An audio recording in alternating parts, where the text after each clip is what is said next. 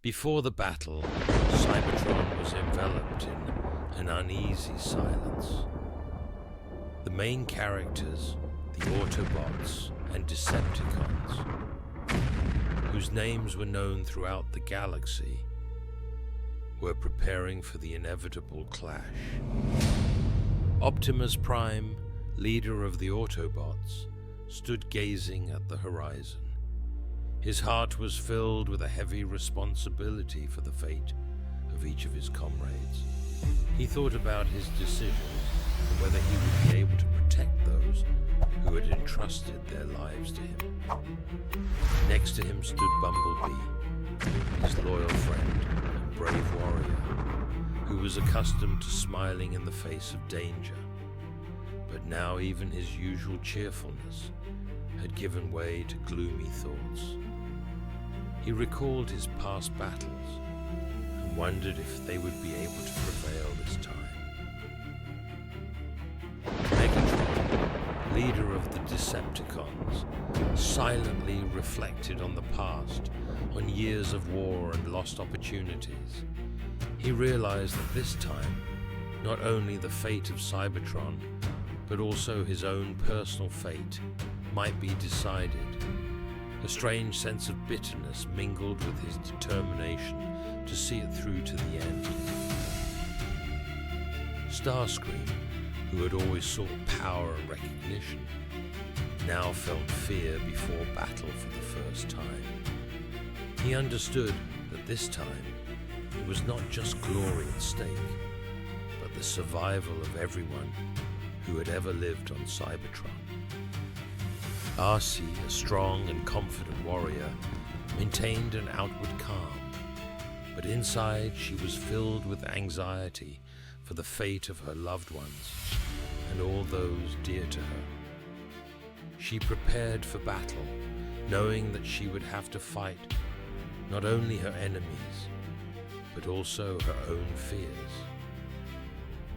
The sky of Cybertron cracked with the thunder of cannons. An armada of destroyers covered the horizon like a dark wave, carrying death. Thousands of warships, cold and ruthless, entered the atmosphere, scorching space with the flames of their engines. Our protective domes, which had stood guard for centuries, began to melt and crack. Energy flashes painted the sky blood red. Defensive systems desperately struck at the enemy, turning the first ranks of destroyer ships into fiery debris. But for every ship shot down, dozens more appeared. We threw all our forces into battle. The Autobots and Decepticons fought as a single army, forgetting their centuries-old hatred in the face of a common enemy. Our space fleet cut through the skies, engaging in a fierce battle with the invaders. Laser blasts, blinding explosions, metal torn to pieces, flying in all directions. Starscream led the squadrons in furious attacks. Arcee skillfully maneuvered through the fire, and Jetfire and his squadron desperately tried to hold the line of defense. But the forces of the destroyers were countless, their onslaught unrelenting for a single second. Soon our defensive lines collapsed. The planet's protective dome fell, and the enemy rushed down towards Cybertron itself with the fury of an avalanche. Chaos and fire engulfed the cities. Destroyers landed everywhere, burning and destroying everything in their path. The Autobots and Decepticons fought for every street, every building. I saw Inferno saving civilians, pulling them out from under the rubble. I saw Soundwave sacrifice himself to buy a few minutes for the retreating soldiers. Cities that had recently been filled with voices and life were reduced to ruins and ashes.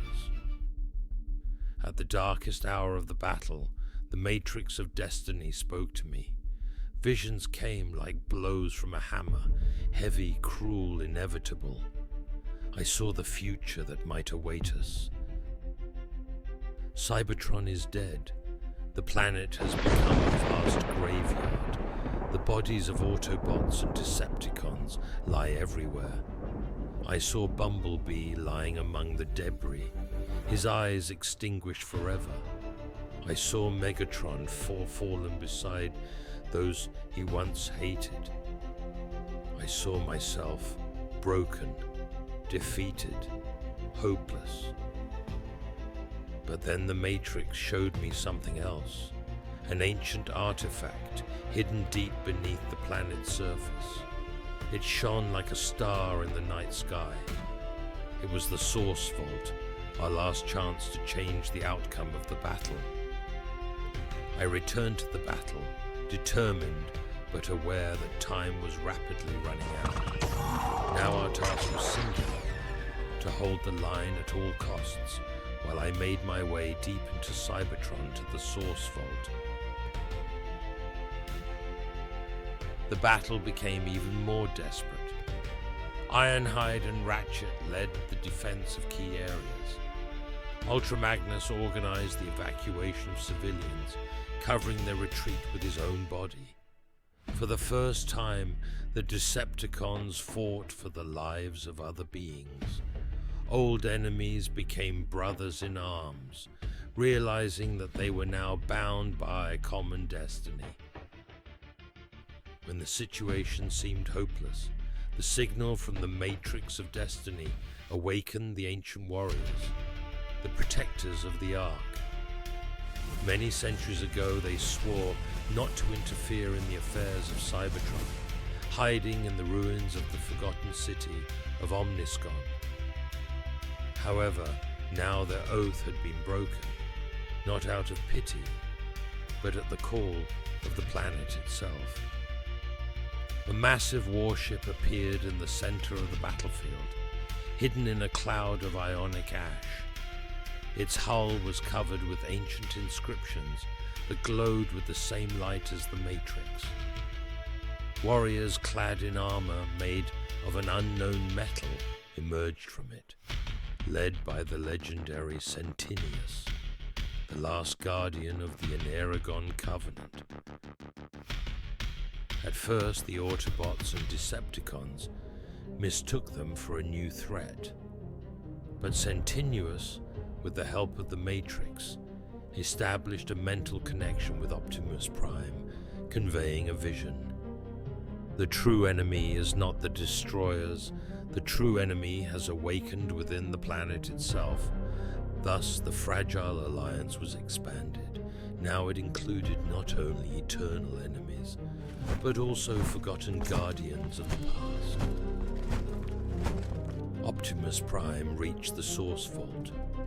Inside, he discovered not just an artifact, but something greater, the Cradle of Spark, the ancient source from which the first Transformers were born. But they were not alone. Inside, the chief architect of the destroyers was already waiting for them. The Dark Core, neither machine nor creature, but a consciousness born of hatred, pain, and loss, which had consumed entire civilizations, awakened at the moment of the activation of the Matrix of Destiny, and summoned the destroyers, its creations, to Cybertron. The Dark Core attempted to penetrate the Matrix, and a battle began between it and Prime on a mental level. A battle not for power, but for the very concept of hope. An explosion of light spread across Cybertron. The destroyers lost control. Their connection to the Dark Core was severed. But Prime himself disappeared, absorbed by the energy he had awakened. The light of the Cradle of Origin enveloped all of Cybertron. The destroyers, having lost contact with the Dark Core, were disoriented. In the center of the artifact, amid the blazing streams of Energon, Optimus Prime knelt. His armor was cracked, his power circuits flickering, but he was alive. He held the Matrix in his palms, and inside it glowed with a faint but steady light. Optimus rose slowly, as if awakening from a long sleep. His voice was hoarse, but full of determination. Our mission is not over. We won the battle, but the source of darkness has not been destroyed. It has gone to another dimension, and if we are not ready, it will return. It's coming soon to a theater near you. Thank you for watching. Any of your support in the form of likes and comments are very precious to me. Let's continue our journey together.